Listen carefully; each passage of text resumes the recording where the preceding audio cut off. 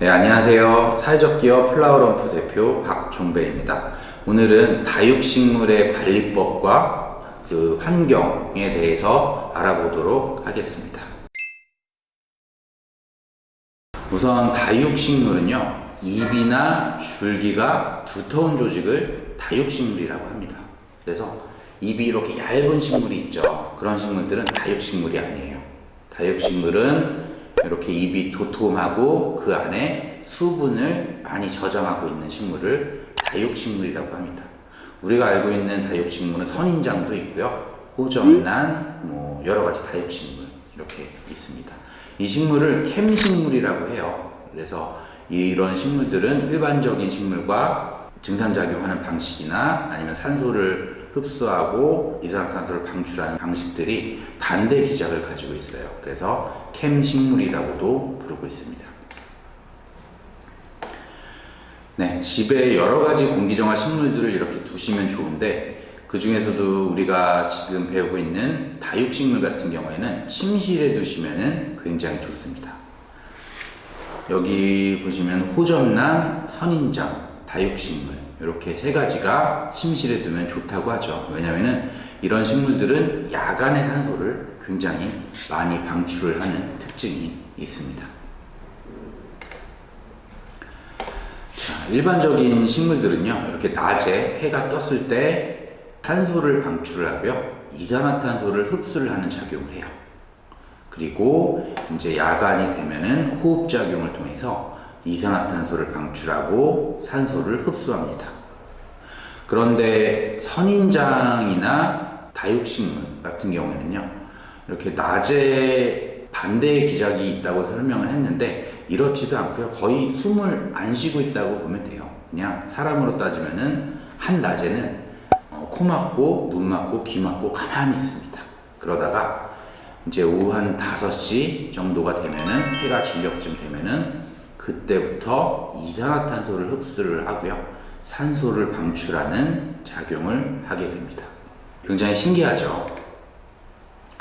이게 왜 이런 작용을 하게 되냐면요, 이 식물의 원산지를 보면은 이유를 알 수가 있습니다. 보통 다육식물이나 선인장은 사막 혹은 굉장히 높은 고산지대, 물이 부족한 지대, 아프리카 이런 쪽이 원산지인 경우가 굉장히 많잖아요. 그런 곳의 온도를 보시면은 한낮에는 굉장히 더워요. 그쵸? 막 최고 39도 정도까지 올라가고 이래서, 만약에 이럴 때 식물이 호흡작용을 하거나 증산작용을 한다면 다 말라서 죽을 수밖에 없겠죠. 물도 없는 곳인데. 그래서 이런 선인장이나 다육식물들은 야간에 이제 해가 지고 나면은 이렇게 온도가 선선해지고 굉장히 호흡을 하기 좋은 때가 됩니다. 그래서 요럴 때 이산화탄소를 흡수를 하고 산소를 방출해서 영양분을 이렇게 많이 얻고 있습니다. 모든 식물도 그렇고 우리 동물도 그렇지만 진화랑 관련이 있어요. 모든 식물도 어떤 진화를 통해서 그 환경에 적응을 하는 경우가 굉장히 많습니다. 자, 왼편에 있는 사진을 보시면은 굉장히 열대 식물들이 많이 있죠. 아주 빼곡하게 많이 있습니다. 이곳의 기후는 습도도 굉장히 높고 비도 자주 오고 이런 환경이었어요. 그런데 수천만 년이 지나면서 이렇게 사막화된 거죠, 기후가. 그러면서 이때 시간의 흐름에 따라서 여기서 도태되고 안 좋아진 식물들은 다 소멸을 해버리고요, 어떻게든 진화를 통해서 살아남은 식물들만 이렇게 살아남게 되어 있습니다. 그래서 일반 식물에 대해서 선인장으로 이제 진화의 증거를 보면요, 원래는 이렇게 잎이, 기공이 있는 잎이 있잖아요. 넓은 잎이 있는데 요 잎이 수천만 년이 지나면서 이렇게 가시가 된 거예요. 이 부분은 퇴화라고도 볼 수 있겠죠. 그래서 증산작용을 하지 않기 위해, 한낮에 너무 덥고 비도 자주 내리지 않기 때문에 증산작용을 하지 않기 위해서 가시가 된 이유가 있고요. 하나는 외부의 동물로부터 자신을 보호하기 위한 이유도 있겠죠. 그런데 이렇게 이제 잎이 퇴화를 한 게 가시의 형태입니다. 그 대신에 선인장은 이 줄기 부분이 더 비대해졌어요. 더 진화를 한 거죠. 그래서 이 줄기 쪽에 더 수분을 많이 저장을 해서 아무리 비가 오지 않고 날씨도 덥고 그래도 안에 수분으로 살아가는 그 진화를 하게 되었습니다. 자, 여기 보시는 선인장이 있어요. 여기는 이제 사막 기후인데, 사막에 있는 곳인데, 요 선인장 있는 환경을 한번 볼게요. 요 지금 구름 한 점 없이 굉장히 맑은 날이죠. 대부분 이런 날이 굉장히 많습니다. 그래서 이 환경을 보시면은 선인장은 햇볕을 많이 봐야 된다는 것을 알 수가 있습니다. 그런데 보통 실내에서 선인장을 키울 때는 햇볕이 없어도 잘 살긴 해요. 살긴 하는데 줄기만 계속 길어지는 효과를 나타날 수가 있습니다. 그리고 요 땅을 보시면은 다 돌이 굉장히 많죠.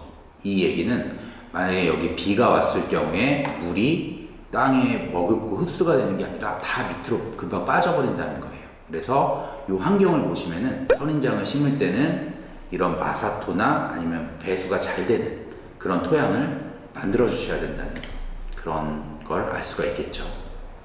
다육식물은 이렇게 전 세계에 걸쳐서 있는데 원산지가 어느 쪽이냐에 따라서 월동이 가능하고 추위에 굉장히 강한 다육식물도 있는 반면에 추위에 굉장히 취약한 다육식물이 있습니다.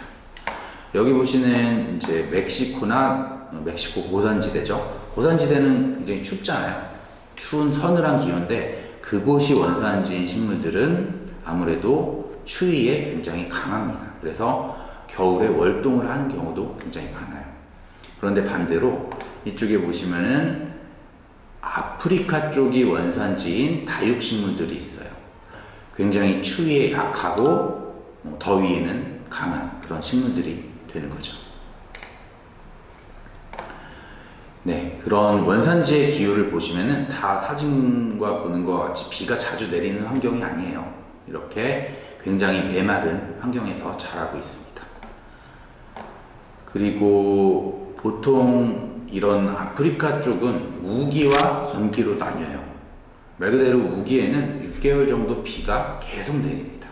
그리고 6개월 정도는 비가 전혀 내리지 않고요. 그런데 이상하게 다육식물은 물을 자주 주면 안 되는 거 아닌가요? 이런 얘기를 많이 하시는데 이런 환경에서 우기에서도 다육식물이 잘 살아요.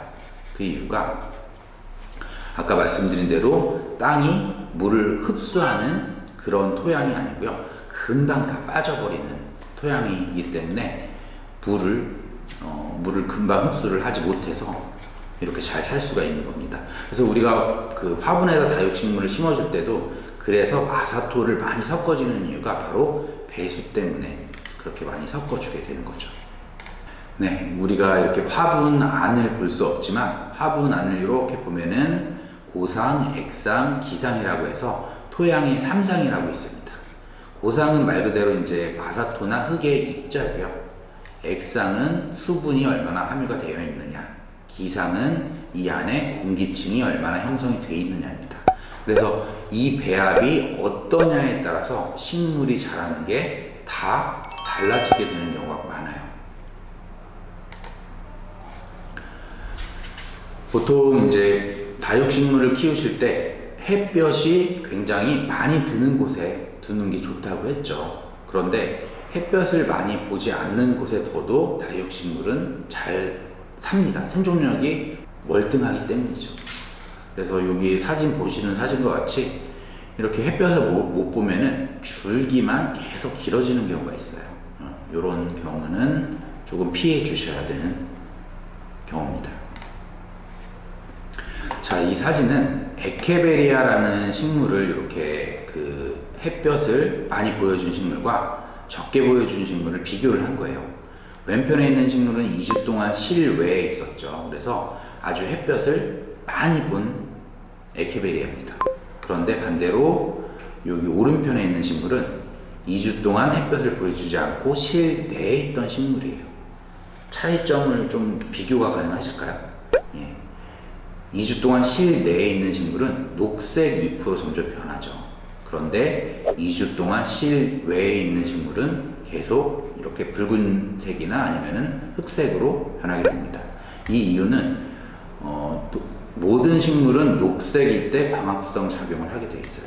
그래서 실외에 있는 에케베리아는 충분히 빛을 쐬기 때문에 더 이상 이렇게 광합성을 안 해도 되고요. 그런데 반대로 실내에 있는 에케베리아는 최대한 빛을 많이 받아야 되기 때문에 잎 면적도 넓히고 녹색으로 변하는 겁니다. 네, 그래서 다육식물을 관리를 하실 때는 보통 너무 더운 온도에 두면 좋다고 생각하시는데 그렇지 않고요. 우리가 사는 봄이나 가을 한 20도에서 30도 정도 사이가 가장 생육이 왕성해지고요. 그리고 적정 온도는 한 15도에서 30도 정도 되는 것 같습니다. 그리고 말씀드린 대로 점토질, 토양에 수분을 많이 함유하는 그런 토양은 써주지 않는 게 좋고요. 사토질이라고 하는 마사토, 물이 잘 빠지는 토양을 사용해 주셔야 식물의 자람이 좋게 됩니다. 네, 이렇게 다육식물에 대해서 제가 알려드렸는데요. 이제 여러분이 받은 키트를 통해서 한번 다육식물을 예쁘게 심어 보시면 좋을 것 같습니다. 네, 감사합니다.